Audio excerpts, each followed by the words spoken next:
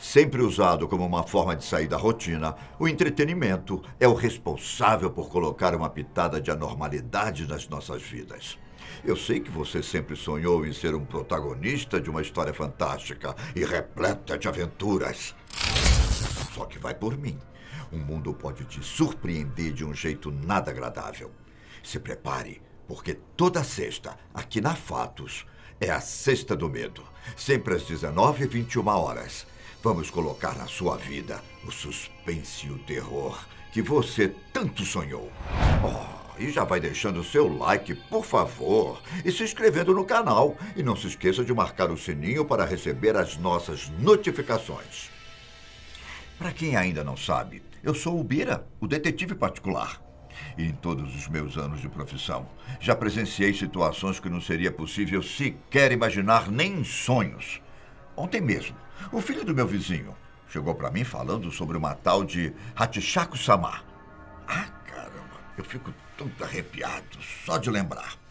Para falar a verdade, só de ouvir esse nome saindo da boca dele fez o meu coração bater mais rápido. O termo Hachi quer dizer 8. Já Shaku é uma unidade japonesa de medida. E Sama é um título de respeito, que pode ser traduzido como senhora. Junte tudo e nós temos senhora de 8 metros de altura. São quase 3 andares de um prédio convencional. É o tamanho de um titã convencional em Shingeki no Kyojin. Certa vez, em uma das minhas viagens ao Japão, acabei me hospedando na casa de um velho amigo. Sempre muito hospitaleiro, ele me convidou para jantar com alguns outros amigos dos nossos tempos de ouro. Comemos, bebemos e no final da noite, após o chá, decidimos contar algumas histórias surreais que já aconteceram nas nossas vidas.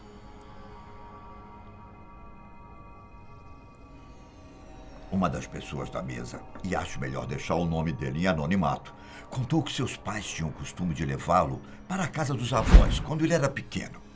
Em uma dessas viagens, com apenas 8 anos, ele afirma que teve a sorte de ter sobrevivido ao encontro com a própria Hatchaku-sama.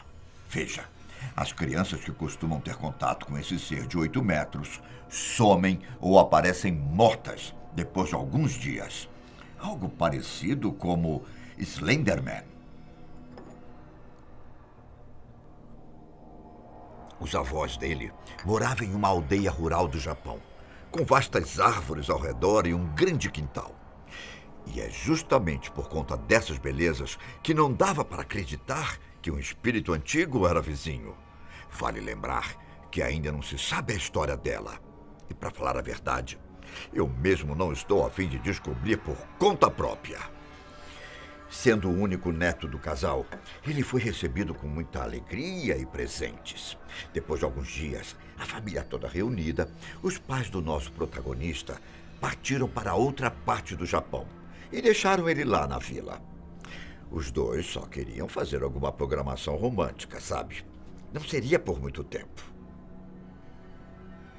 Em um dia aleatório, quente de verão, o menino se deitou na grama para descansar das brincadeiras da tarde.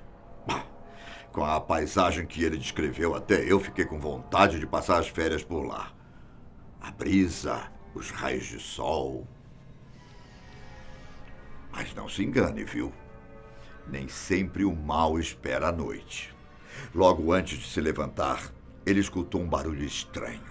Nada parecido com os animais que ele conhecia. Pó, pó, pó, pó. A impressão era que uma voz masculina e rouca estava emitindo o som, quase como um chamado. Sem saber de onde vinha, ele se levantou assustado, em busca do que era. Olhando em volta, ele percebeu que o som vinha da parte de trás da cerca, onde havia, e atenção agora, um chapéu de palha flutuando no ar. Paralisado com o que estava vendo, a situação ficou ainda mais estranha quando o chapéu começou a se mover sozinho, como se alguém estivesse usando ele. O chapéu andou e andou até parar onde havia uma fresta na cerca. O objeto desceu E através de um vão que estava lá, nosso amigo viu um rosto observando. O rosto de uma mulher. Como era possível? Ele pensou. As cercas tinham quase 3 metros de altura e o chapéu estava muito acima dela. O que passou pela cabeça dele foi que a mulher talvez estivesse usando pernas de pau ou estava em pé em cima de alguma plataforma. Pô, pô, pô. O som não parou nem um instante. Para a sorte dele, a mulher começou a se distanciar e o barulho foi diminuindo até que tudo ficasse em completo silêncio novamente. Muito assustado, o garoto não conseguiu nem sair correndo em direção à casa. Era como se cada músculo do corpo dele também tivesse sentido o peso daquela presença. Ele procurou os avós e encontrou os dois na cozinha enquanto tomavam chá.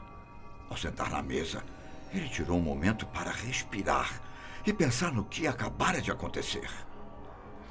Passado o susto, ele narrou a história para os avós e os dois só começaram a prestar atenção quando ele imitou o som da mulher. Pó, pó, pó. A mudança de tratamento da situação foi muito perceptível, já que o casal congelou e a expressão de medo tomou conta de seus rostos. Enquanto o avô ficou muito sério e segurou o menino pelos braços, a avó arregalou os olhos e cobriu a boca com as mãos. Eles bombardearam o garoto com perguntas e pediram para que ele contasse a história novamente, mas desta vez com os mínimos detalhes. O avô exigiu que ele fosse 100% sincero a respeito da altura da mulher. E o menino, agora assustado de novo, explicou que passava aí muito da cerca do jardim. Na hora que ele confirmou o tamanho, o avô correu pela casa, até o telefone ligou para alguém. Não deu para ouvir com quem ou o que era o assunto, mas parecia urgente pelo nível de susto que estava o homem. Sem saber o que estava acontecendo, ele começou a ficar preocupado com a avó, já que ela não parava de tremer. O avô retornou da cozinha e pediu para a esposa ficar com a criança. Enquanto ele saía, ele falou: "Não tire os olhos dele em momento algum." E ao que parece, a Hatchaku-sama gostou dele. E quando Hatchaku-sama gosta de alguma criança, a morte se aproxima. Percebendo o pânico no rosto do menino, a avó disse que ele não precisava se preocupar, já que o avô faria algo a respeito. O avô retornou ao lado de uma senhora, chamada Kesan, que entregou um pergaminho para o garoto e disse para segurá-lo com força. A mulher subiu com o homem para a parte de cima da casa, onde permaneceram por um tempo. Quando foram permitidos subir, o menino viu as janelas do quarto dele cobertas por jornais, todos com runas escritas em cima. Tigelas com sal foram posicionadas nos cantos do ambiente e uma estátua de Buda estava bem no centro do aposento.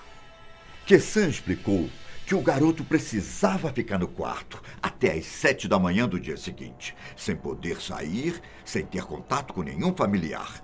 Ele não podia sair do quarto em hipótese nenhuma. O menino trancou a porta e foi avisado para orar para Buda, caso alguma coisa acontecesse. E aconteceu. Após ele comer um lanche que a avó havia preparado, ele pegou no sono, todo triste e deprimido. Por volta de 1 da madrugada, o garoto escutou repetidas batidas na janela e a voz do seu avô chamando na porta, perguntando se ele estava bem e afirmando que, se estivesse assustado, ele poderia abrir a porta para ter uma companhia. Parecia o avô no começo, mas quanto mais ele se aproximava da voz, mais grossa ela ficava. Lembra do sal das tigelas? Os grãos estavam pretos. A voz começou a insistir para que ele abrisse a porta. E o menino correu para o Buda e começou a orar fervorosamente. Do lado de fora, pó, pó, pó. Ele permaneceu em oração e de olhos fechados permaneceu a noite toda, enquanto as batidas do lado de fora da janela se mantinham altas e constantes. Mesmo com muito medo, o garoto abriu a porta do quarto às 7h30 da manhã e se deparou com Kye-san e a avó, que caiu em lágrimas de felicidades por ver o garoto vivo. Pensando que tinha acabado, o menino desceu as escadas e se surpreendeu com a presença dos pais, sentados na cozinha, prontos para levarem ele embora com uma espécie de comboio formado por 2 carros e uma van. Ele não conseguiu contar exatamente o que aconteceu no trajeto. Acho que ele lembrou do medo daquele dia, mas uma coisa é certa. Hatchaku-sama tentou pegá-lo entre a vila e a cidade mais próxima. Lembra do pergaminho que o menino deveria segurar? Pois ele estava até aquele momento com ele. Só que as páginas brancas tinham se tornado pretas. Mais tarde, o pai do menino explicou que a entidade estava aprisionada em ruínas abandonadas, próximas à vila. 4 estátuas guardavam Hatchaku-sama com um feitiço muito forte. Só que, sem saber como, uma quebrou e ela conseguiu escapar. O pai até explicou que anos antes tinha perdido um amigo para o espírito. Sabe, ela aparece para crianças por serem inocentes e fácil de enganar. Longe da vila desde então, nosso protagonista teve coragem de divulgar essa história na internet. Porém, só fez isso depois de adulto. Ele nem compareceu ao funeral do avô, acredita? Tudo porque o idoso fez ele prometer nunca mais voltar para lá.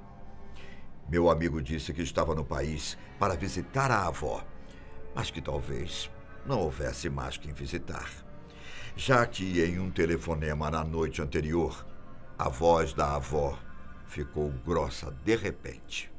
E tudo o que ele ouviu depois foi: pô.